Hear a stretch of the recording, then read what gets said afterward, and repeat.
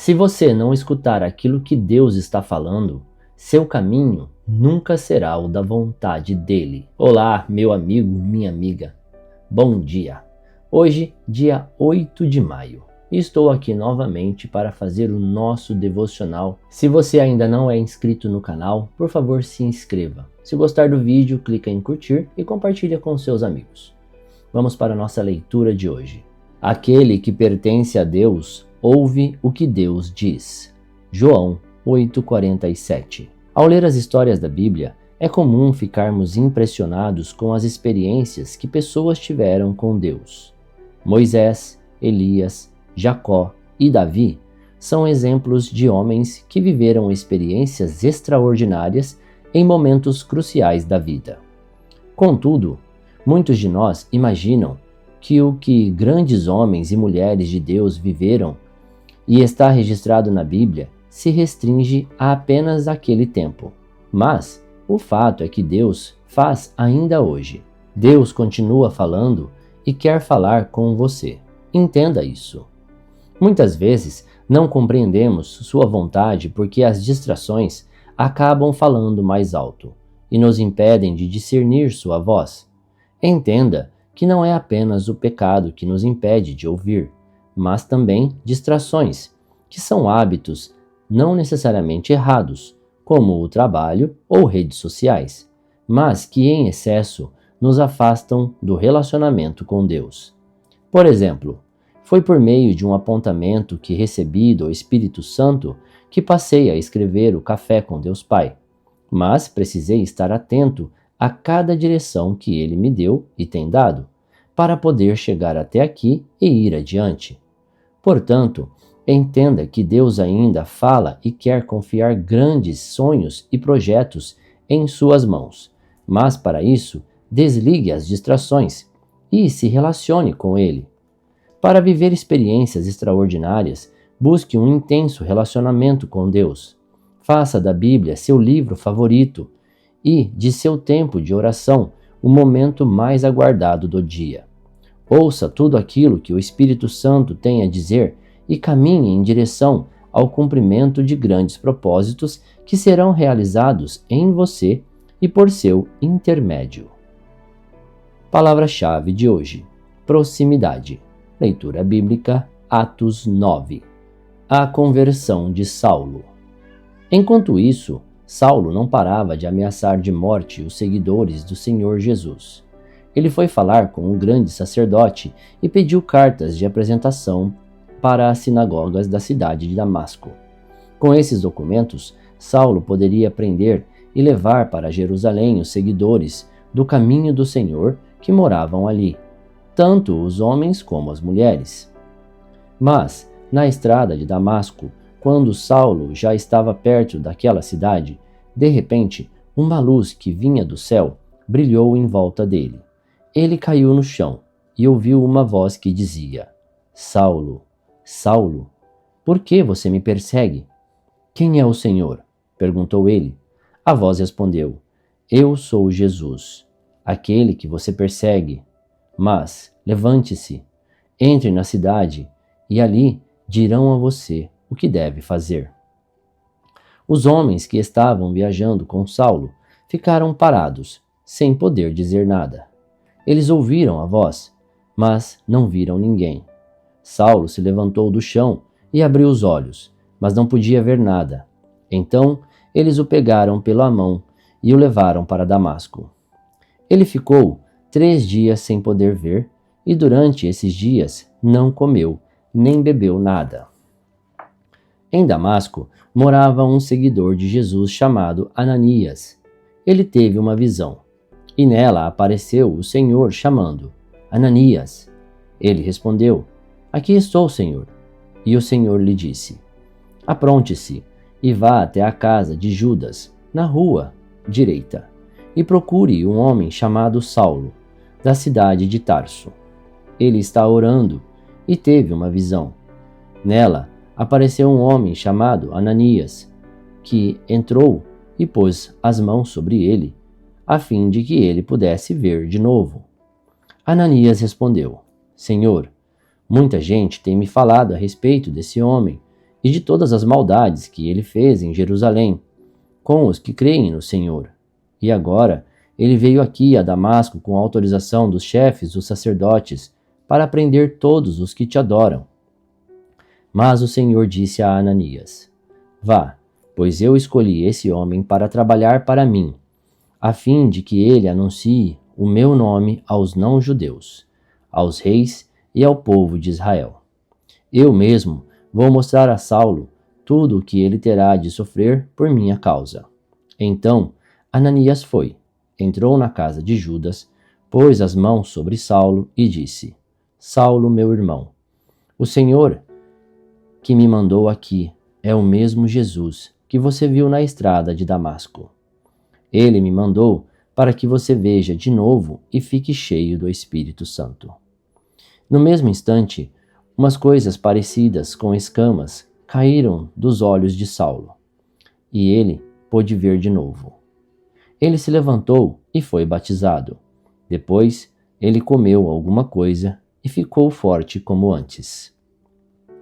Saulo ficou alguns dias com os seguidores de Jesus em Damasco e começou imediatamente a anunciar Jesus nas sinagogas, dizendo: Jesus é o Filho de Deus. Todos os que ouviam Saulo ficavam admirados e perguntavam: Não é este o homem que em Jerusalém estava matando todos os seguidores de Jesus? Não foi ele que veio até aqui para prender e levar essa gente aos chefes dos sacerdotes? Mas as mensagens de Saulo se tornavam cada vez mais poderosas, e as provas que ele apresentava de que Jesus era o Messias eram tão fortes que os judeus que moravam em Damasco não sabiam o que dizer. Muitos dias depois, os judeus de Damasco se reuniram e resolveram matá-lo. Mas Saulo ficou sabendo do plano deles. Eles vigiavam os portões da cidade dia e noite para o matar. Mas, certa noite, os seguidores de Saulo o puseram dentro de um cesto e o desceram por uma abertura que havia na muralha da cidade. Saulo foi para Jerusalém e tentou juntar-se aos seguidores de Jesus. Porém, todos tinham medo dele, porque não acreditavam que ele também era seguidor de Jesus. Então, Barnabé veio ajudá-lo e o apresentou aos apóstolos. E lhes contou como Saulo tinha visto o Senhor no caminho e como o Senhor havia falado com ele. Barnabé também contou como, em Damasco, Saulo, pelo poder do nome de Jesus, havia anunciado corajosamente o Evangelho. Depois disso, Saulo ficou com eles, andando por toda parte em Jerusalém. E, pelo poder do nome do Senhor, ele anunciava corajosamente o Evangelho. Ele também conversava e discutia com os judeus que tinham sido criados fora da terra de Israel. Mas eles procuravam um jeito de matá-lo. Quando os irmãos souberam disso, levaram Saulo até a cidade de Cesareia e depois o mandaram para a cidade de Tarso. Em toda a região da Judéia, Galiléia e Samaria, a igreja estava em paz. Ela ficava cada vez mais forte, crescia em número de pessoas com a ajuda do Espírito Santo e mostrava grande respeito pelo Senhor Jesus. Pedro viajava por toda parte. Um dia foi visitar o povo de Deus que morava na cidade de Lida. Encontrou ali um homem chamado Enéas, que era paralítico e fazia 8 anos que não saía da cama. Pedro lhe disse: Enéas, Jesus Cristo já curou você. Levante-se e arrume a sua cama. Na mesma hora, Enéas se levantou. Então, todos os moradores da cidade de Lida e da região de Saron viram isso e se converteram ao Senhor. Na cidade de Jope havia uma seguidora de Jesus chamada Tabita. Este nome em grego é Dorcas. Ela usava todo o seu tempo fazendo o bem e ajudando os pobres. Naqueles dias, Dorcas ficou doente e morreu. Levaram o corpo dela e depois o puseram num quarto do andar de cima. Jope ficava perto de Lida. Quando os seguidores de Jesus em Jope souberam que Pedro estava em Lida, enviaram 2 homens para levar-lhe o seguinte recado: Por favor, venha depressa até Jope. Então Pedro se aprontou e foi com eles. Quando chegou lá, eles o levaram para o quarto de cima. Todas as viúvas ficaram em volta dele, chorando e mostrando os vestidos e as outras roupas que Dorcas havia feito quando ainda vivia. Então Pedro mandou que todos saíssem do quarto e, em seguida, ajoelhou-se e orou. Depois, virou-se para o corpo de Dorcas e disse: Tabita, levante-se. Ela abriu os olhos e, quando viu Pedro, sentou-se. Pedro pegou-a pela mão e ajudou-a a ficar de pé. Em seguida, chamou toda a gente da igreja, inclusive as viúvas, e a entregou a eles viva. As notícias a respeito disso se espalharam por toda a cidade de Jope, e muitos creram no Senhor. E Pedro ficou lá muitos dias, na casa de um curtidor de couros chamado Simão. O tema de hoje é sobre ouvir a voz de Deus. E muitas pessoas, elas não entendem como algumas pessoas conseguem ouvir a voz de Deus, ou conseguem sentir o que Deus quer dizer para elas. A questão é a quantidade de intimidade que você tem. É o grau de intimidade que você tem com Deus. Deixe-me explicar de uma outra forma. Eu sou casado com a minha esposa Angélica há 23 anos. Esse ano, nós vamos completar 23 anos de casamento. Quando nós nos casamos, no primeiro ano, no segundo e no terceiro ano, nós ainda não tínhamos muita intimidade, é lógico. Nós ainda tínhamos pouca intimidade. Mas hoje, por exemplo, depois de 20 e tantos anos de casado, minha esposa não precisa me dizer tudo aquilo que ela quer. Ela simplesmente me olha e com um olhar eu entendo aquilo que ela deseja ou o que ela está sentindo. Isso é intimidade. Você entende o que eu estou querendo dizer? Quanto maior for o seu nível de intimidade com o outro, mais fácil vai ser a sua comunicação com o outro. É lógico que existem casais que não têm esse nível de intimidade, mesmo estando casados por muitos anos. Isso acontece realmente. Mas, quando você tem uma intimidade muito grande com o outro, a comunicação fica fácil. Muitas vezes acontece de, por exemplo, eu estar pensando em algo e minha esposa trazer aquilo para mim. Eu nem tinha falado para ela ainda. Eu simplesmente estava pensando, acho que vou fazer isso. E minha esposa vem e traz. Ou às vezes acontece de eu estar voltando do trabalho e minha esposa aqui, em casa, ela pensa, que vontade de chupar um sorvete. Acho que vou mandar uma mensagem para ele. E ela não manda essa mensagem para mim. Mas, quando eu chego em casa, eu chego com o sorvete que ela queria. É incrível essa conexão e essa comunicação que a gente tem um com o outro. E isso acontece por causa da intimidade. Agora, voltando à comunicação com Deus. A comunicação com Deus, ela é igual. De igual forma, com o maior nível de intimidade com Deus, você vai conseguir essa comunicação com Ele. Se você não tiver intimidade com Ele, você não vai entender quais são os sinais que Ele está propondo. E você vai ficar sempre confuso. Será que é o meu eu que está dizendo? Essa voz é a minha voz interna? Ou será que é a voz de Deus? Eu mesmo passei por isso muitas vezes. Será que Deus está falando comigo? Ou será que eu estou viajando na maionese? Muitas vezes a gente pensa dessa forma. Você provavelmente já deve ter pensado nisso. Eu já pensei várias vezes. Será que eu estou ficando maluco? Será que eu estou dizendo para mim mesmo aquilo que eu gostaria de ouvir? Mas é fácil de fazer, de entender se é Deus ou se não é Deus que está falando com você. É muito fácil. Para mim é o seguinte, primeiro, eu peço uma confirmação para ele. Pai, foi o Senhor que realmente falou?